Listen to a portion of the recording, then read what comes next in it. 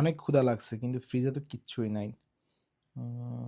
Idea, যারা bachelor থাকেন বাসায় কিচ্ছু থাকে না, বাট অনেক ক্ষুধা লাগছে, খেতে তো হবেই। তো আপনাদের জন্য আজকে একটা রেসিপি শেয়ার করব আমি। মজার না, একটু শেষ পর্যন্ত দেখেন, ভিডিওটা দেখবেন আরো মজা পাবেন। আমি বাসার পাশে একটা দোকান থেকে চিনি, ময়দা এবং ডিম কিনে নিয়ে আসলাম। এখন হচ্ছে আসল রেসিপি তৈরি করার সময়। তো ফার্স্টে ময়দা দেব, দেন ডিম দেব,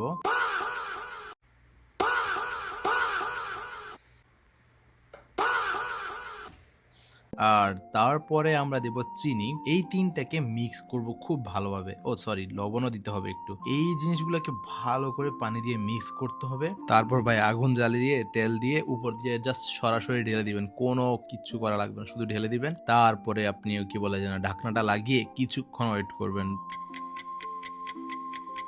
এটাকে ভালো করে একটু উল্টিয়ে দিতে হবে। তো আমি একটু ভাব ধরতেছিলাম যে পারি কিনা, তাও হয়েছে মোটামুটি। সো বাই দ্য ওয়ে আমার একটু পুড়ে গেছে, এটা একটু স্কিপ করেন। দেন আপনি আবার উল্টিয়ে 1 মিনিটের মতো ওয়েট করলে আপনার রেসিপিটা রেডি হয়ে যাবে। সো আমার রেসিপিটা রেডি।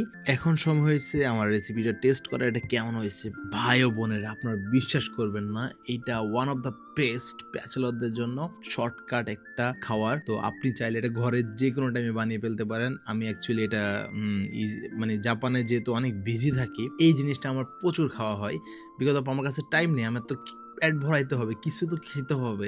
সো দ্যাটস ওয়াই আমি এই রেসিপিটা করে মোটামুটি খেয়ে নিই। তো আপনারা চাইলে খেতে পারেন, এটা খুব ইজি। তো ভিডিওটা আমার এখানেই শেষ, কিন্তু আপনারা আমার ভিডিওতে লাইক কমেন্ট কেন করেন না আই ডোন্ট নো, বাট আমি যেটা বলার ছিল সেটা হচ্ছে